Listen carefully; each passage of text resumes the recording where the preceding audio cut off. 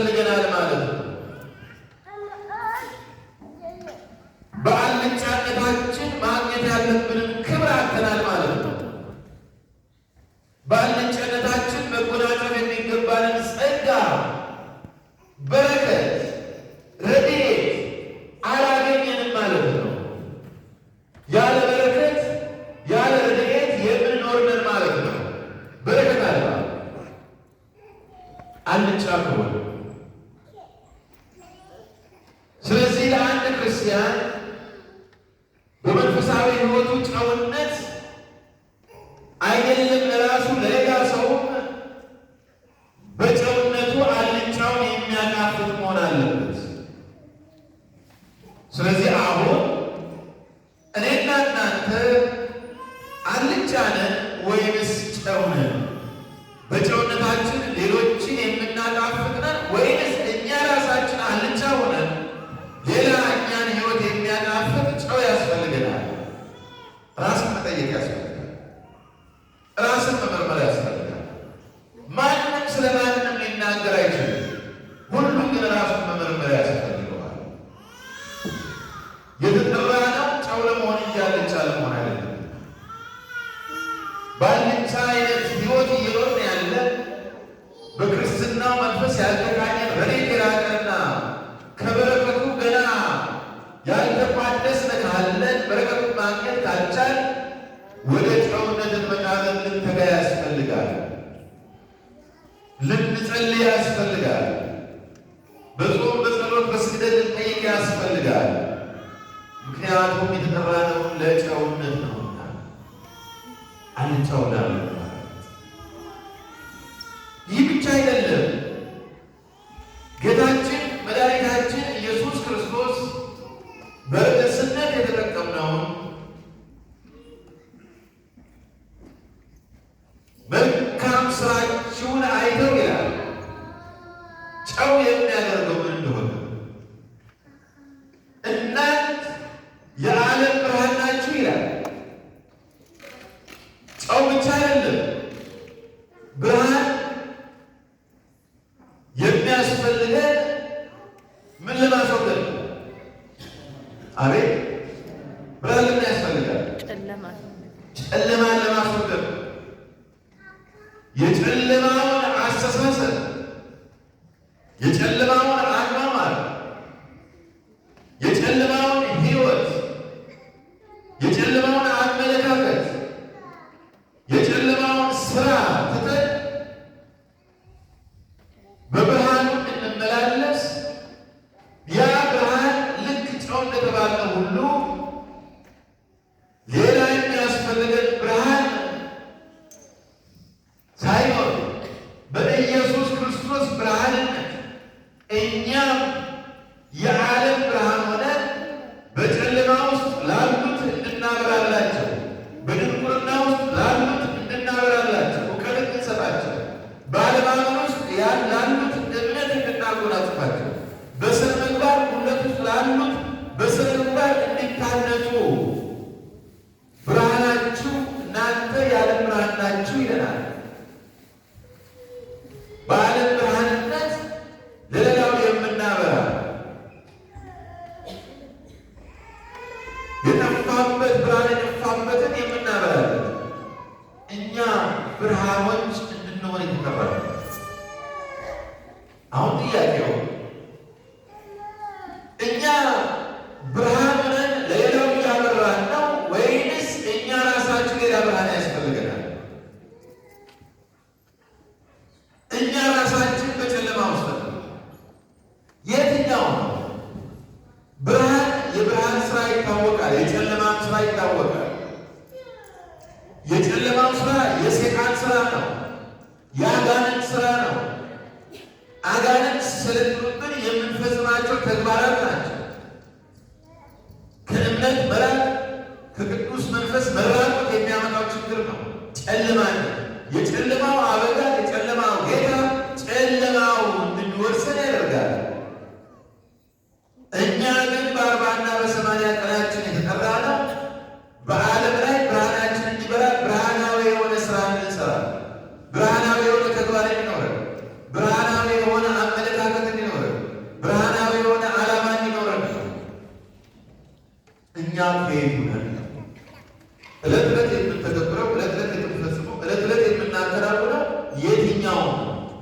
የብርሃን ስራ የጨለማ ስራ።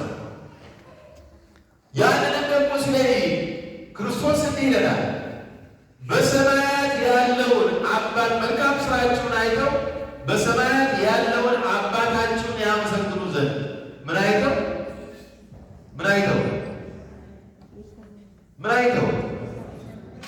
መልካም ስራችሁን አይተው ይላል። እስቲ መልካም ስራችሁን በሉ። አይሰማም? መልካም ስራችሁን አይተው መልካም ስራችሁን አይተው በሉ። መልካም ስራችሁን አይተው በሰማያት ያለውን አባታችሁን በሰማይ ላይ ያለውን አባታችሁን ያመሰግኑ ዘንድ ብርሃናችሁ በሰው ፊት ይብራ።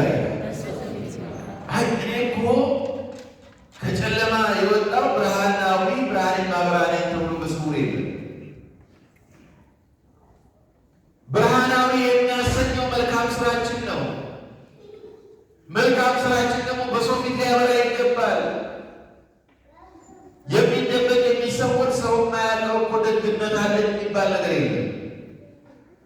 እኔ እኮ ሰው አያውቅልኝም እንጂ የዋህ ነኝ የሚባል ነገር የለም። እኔ እኮ ሰው አያውቅልኝም እንጂ ቸር ነኝ የሚባል ነገር የለም።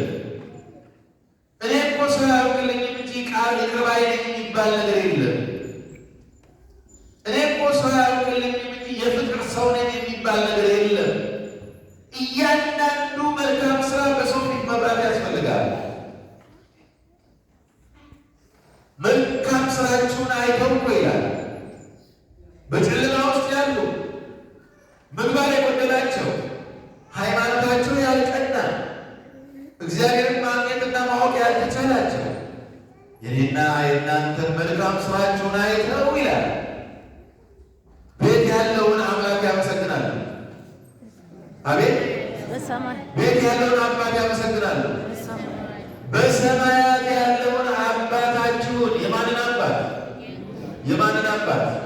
የእኛን አባት መልካም ስራችንን አይተው በሰማያት ያለው አባታችንን እንዲያመሰግኑ ምን እንዲያደርጉ መልካም ስራችሁን አይተው በሰማያት ያለው አባታችሁን እንዲያመሰግኑ። ብርሃናችሁ በማን ፊት ይብራ? በማን ፊት? በድመት ፊት አይደለም።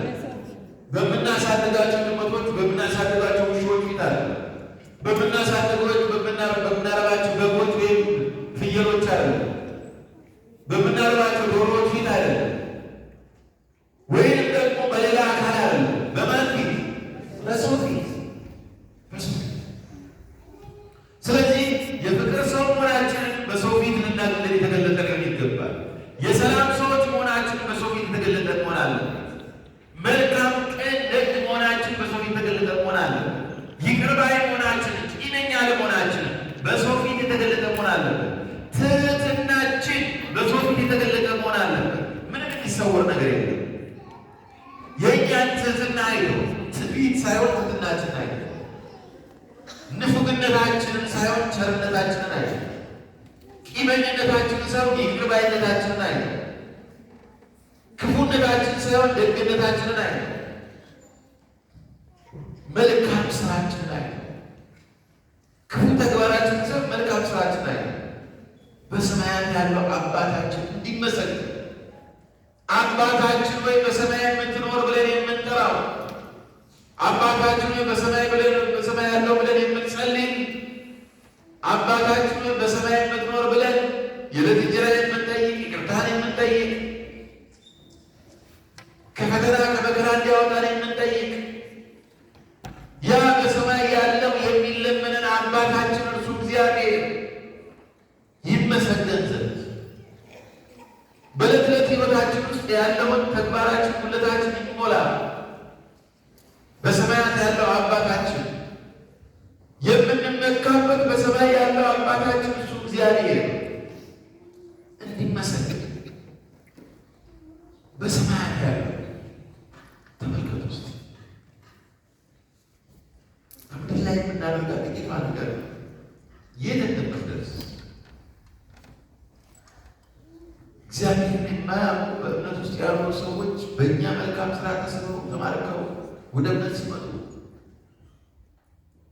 እነዚህ ክርስቲያኖች ደጎች ናቸው፣ ቅኖች ናቸው፣ መልካም አሳቢዎች ናቸው፣ ትሑታን ናቸው፣ ቸሮች ናቸው፣ ይቅር ባይ ናቸው። ብንበድላቸው የማይመልሱ፣ ብንረግማቸው የማይረግሙ፣ ብንረግማቸው የሚመርቁ፣ ብናሳድዳቸው የሚጸልዩ፣ ብንጠላቸው የማይጠሉ መልካም ሰዎች ናቸው። አምላካቸው መልካም ነው ብሎ እንዲያመሰግኑ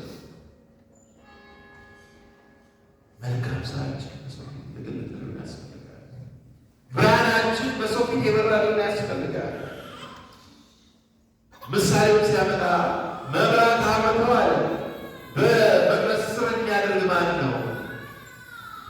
መብራት አብርተን፣ ኩራዝ አብርተን፣ ሻማ አብርተን በአልጋ ስር እናስቀምጣለን እናስቀምጣለን።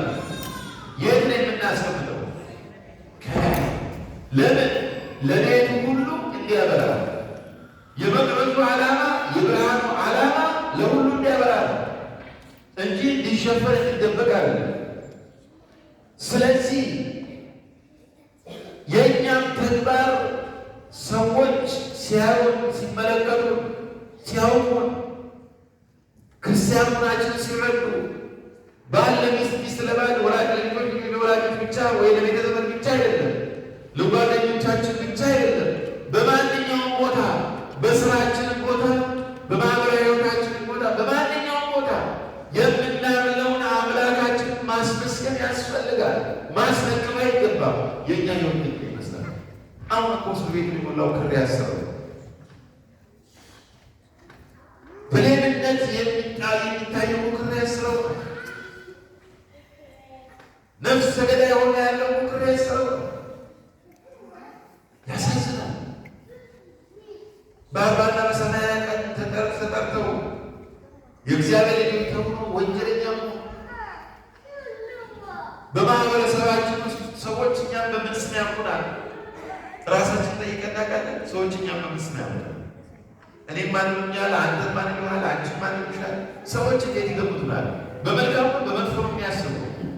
ተግባራችን መልካሙ መጥፎ ነው የሚሉት። በምን መልኩ ነው የሚስሉ? ስለኛ ያላቸው ስሜት፣ ስለኛ ያላቸው ስዕል ምን ይመስላል? እኛን ሲያስቡ ስለኛ ምን ይታሰባቸዋል? እኛን ሲያስቡ ስለኛ የሚያስቡት ነገርስ ከምናመልከው አምላካችን ጋር ምን ያህል አቀራርቧቸዋል ወይስ አራርቧቸዋል? ወደ እግዚአብሔር የምናስቀርባቸው፣ ወደ እግዚአብሔር የምንጠራቸው፣ ከእግዚአብሔር ጋር የምናገናኛቸው፣ ለንስሐ የምናበቃቸው ነን ወይስ በመንግሥተ ሰማያት ደጃፍ ላይ የተቀመጥን ድንጋዮች ነን? የእንቅፋት ድንጋዮች ነን? የማሰናከያ ድንጋዮች ነን? የትኛው ነን? መልካም ስራችን በሰው ፊት የሚታይ እግዚአብሔር የምናመሰግን አቤት ክርስቲያን በክርስትና እንዲሆንስ ቢቀር ይሻላል የምናስብ የትኛው ነው? ጾመኝነት እንዲህ ከሆነ፣ ጸሎተኝነት እንዲህ ከሆነ፣ ቆራቢነት እንዲህ ከሆነ ቢቀርብን ይሻላል የምናስብለን ወይስ እንደ ከሌት ጸሎተኛ መሆን፣ እንደ ከሌት ጾመኛ መሆን፣ እንደ ከሌትና እንደ ከሌ ቆራቢ መሆን ብለን በእኛ ቆራቢነት፣ ጸሎተኝነት፣ መልካም ስራ ክርስትና ሰዎችን ወደ እግዚአብሔር የሚስብ የትኛው ነው? በእኛ ምክንያት ሰዎች እየተሰናከሉ ነው ወይስ ሰዎችን እያጸደቅን ነው? ወደ መልካም ወደ ብርሃን እያመጣናቸው ሰዎችን ወደ ጨለማ እየጣልን ነው ወይስ ደግሞ ከእግዚአብሔር ጋር ወደ ብርሃን አምጥተን እያገናኘን እግዚአብሔርን እንዲያመሰግኑ እያደረግን ነው ወይስ በእኔ በአንተና በአንቺ ምክንያት በእኛ ምክንያት እግዚአብሔርን እያስወቀስ ነው እግዚአብሔርን እያስነቀፍ ነው? የትኛው ነው ስራችን? የትኛው ነው ተግባራችን? ራስን መጠየቅ ይፈልጋል። ብሎ መመላለስ አለ። ነጠላ ለብሶ ክር አስሮ ጾመኛ መስሎ በሱ ስም እየተጠሩ መመላለስ ይቻላል። እሱ ዋጋ የለውም። ኦዲት ስንደረግ ስንፈተሽ በዙሪያችን ያሉ የማያውቁ እግዚአብሔርን የማያውቁ መልካም ስራ የሌላቸው ስለኛ ምን አይነት አመለካከት አለላቸው ብለን እንጠይቅ ያስፈልጋል። ካለበለዚያ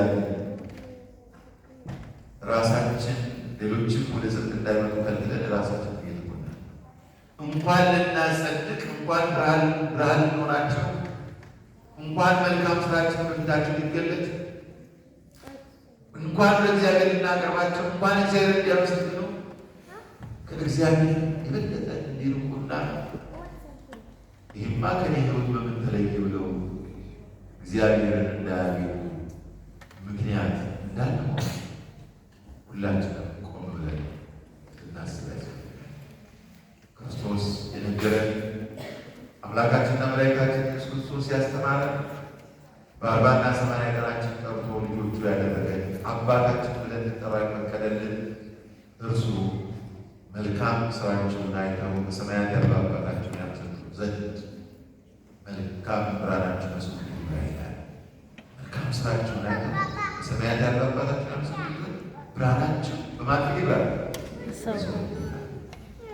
እግዚአብሔር አምላካችን በመልካም ጎዳና በመልካም ሕይወት ተቃኝተን የዓለም ጨው የዓለም ብርሃን ሆነን መልካም ስራችን ብዙ ፊት ተገልጦ በሰማያት ያለውን አባታችን አስመስግነን እንገኝ ዘንድ ብርሃናችን በሰው ፊት እንዲበራ የአባቶቻችን ነቢያት፣ ሐዋርያት፣ ጻድቃን፣ ሰማዕታት፣ ቅዱሳን መላእክት የእናታችን ድንግል ማርያም ቅድስት አርሴማ በረከትና ረድኤት ይለምናል።